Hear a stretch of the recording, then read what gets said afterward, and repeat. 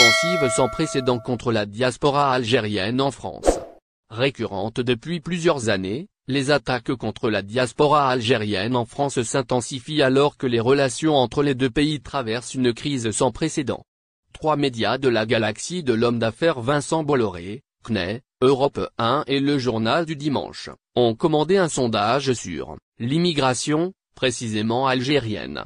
Arrêt de l'immigration algérienne en France. Les résultats publiés mercredi 8 janvier sont sans équivoque, 66% des Français se sont dits favorables à l'arrêt immédiat de toute immigration en provenance d'Algérie.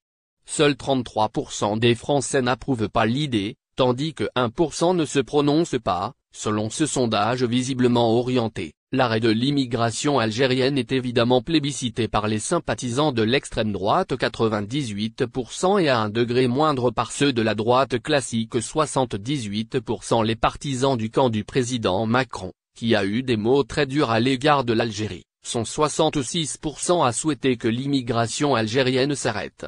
Même à gauche, l'idée ne serait pas foncièrement rejetée. 44% des sympathisants du Parti socialiste, 34% de ceux des écologistes et 26% des proches de la France insoumise, le FI, y sont favorables. Par tranche d'âge, le rejet de l'immigration algérienne est plus marqué chez les plus de 50 ans 74% que chez la jeune génération 56% chez les 18-24 ans.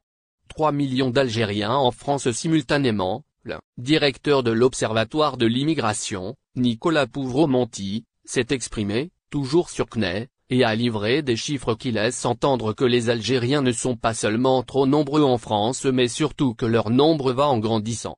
Selon lui, il y a aujourd'hui en France environ 900 000 immigrés algériens au sens strict de l'immigré qui est une personne née étrangère, à l'étranger, et qui peut avoir acquis la nationalité française.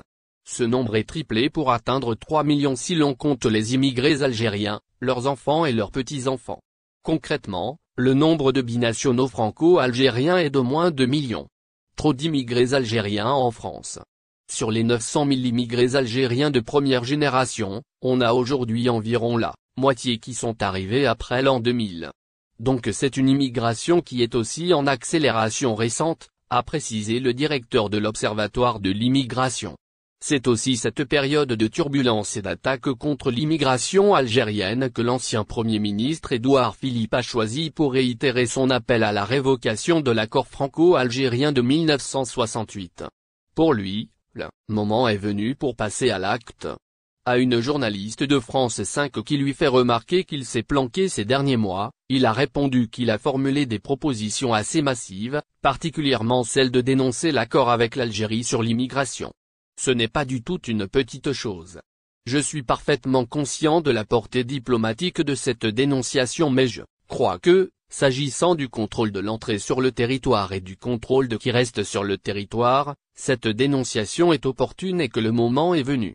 Influenceurs algériens arrêtés. Les auteurs de cette offensive généralisée contre l'immigration algérienne croient tenir un argument supplémentaire après l'arrestation d'influenceurs algériens pour appel à la violence. La liste des influenceurs ciblés par la justice française s'élargit avec l'ouverture à Lyon d'enquêtes pénales contre 2 individus après leur signalement. Le parquet de Lyon a précisé que la première enquête a été ouverte pour provocation à la commission d'un crime ou d'un délit, et la seconde pour menace de mort et provocation publique à la haine. 3 signalements avaient été effectués par la préfecture du Rhône contre les influenceurs algériens Sofia Benleman, Abdeslam Bazouka et Laxa 06. Le parquet n'a pas précisé lesquels de ces 3 individus sont visés par les enquêtes pénales. Vendredi et dimanche dernier, 3 individus ont été arrêtés à Brest, Eyrols et Montpellier pour les mêmes motifs. Les 2 premiers ont été placés en détention provisoire et le 3e dans un centre de rétention administrative en vue de son Alger recadre Macron. Alger a riposté sans ménagement aux propos abjects d'Emmanuel Macron, les qualifiant de désinvoltes et légers, dans une ferme réaction face à une ingérence aussi flagrante qu'inacceptable. C'est avec un profond étonnement que le ministère des Affaires étrangères a réagi à ces paroles déshonorantes et déplacées. Il s'agit, une nouvelle fois, d'une tentative effrontée de la France de se mêler des affaires internes d'un État souverain, une immixtion éhontée et inacceptable qui frôle l'insulte. Sous couvert de liberté d'expression, Macron défendait avant-hier dans son briefing avec les ambassadeurs français l'écrivain Boualem Sansal, qui avait remis en cause l'intégrité territoriale de l'Algérie, un délit passible des sanctions les plus sévères selon la législation algérienne. Le communiqué du ministère est d'une clarté sans appel. Alger ne cache pas son dégoût face à la déclaration présidentielle française, qualifiant les propos de Macron de désinvolte et légers et les rejetant fermement.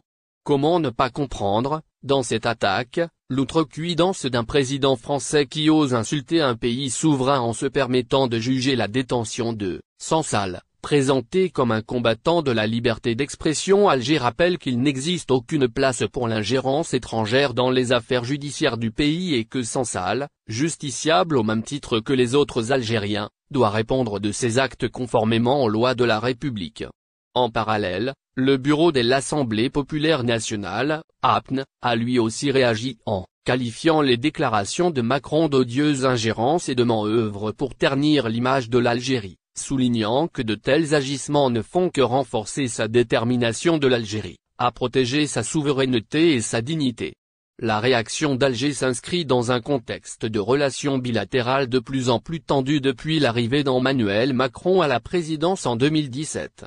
Malgré des promesses de réconciliation, son mandat a été marqué par une série de déclarations et décisions qui ont aggravé le fossé entre les deux nations. En 2021, une crise diplomatique majeure a éclaté quand Macron a remis en question l'existence d'une nation algérienne avant la colonisation. Ces propos, perçus comme une insulte à la mémoire collective algérienne, ont conduit Alger à rappeler son ambassadeur à Paris. Dans le dossier de la mémoire, le président français n'a cessé de multiplier les faux pas. Ces gestes symboliques, dont la portée n'a jamais comblé les attentes légitimes de l'Algérie, ont échoué à dissimuler l'attitude condescendante et moralisatrice qui semble caractériser sa posture politique. Sous prétexte qu'il ne serait pas contemporain de l'histoire coloniale de son pays, Macron semble oublier que cela ne saurait en aucun cas exonérer la France de sa responsabilité dans les crimes commis durant cette période. Ces comportements s'inscrivent dans une logique plus large, celle d'une vision réductrice et opportuniste. Bien qu'il ait qualifié, en 2017, la colonisation de l'Algérie de crime contre l'humanité, Macron n'a pas tardé à atténuer cette reconnaissance, en incitant les jeunes Algériens à tourner la page du passé. Mais cette réconciliation affichée n'est qu'une façade, car elle sert avant tout à apaiser l'extrême droite française, qui lui sert de béquille politique pour tenir les 30 mois qui lui restent au pouvoir. Tandis qu'il prétend réconcilier les nations, il soutient en sous-main un discours virulent et revanchard envers l'Algérie, alimenté par des médias mainstream qui, sous la coupe des oligarques français, propagent des thèses nationalistes et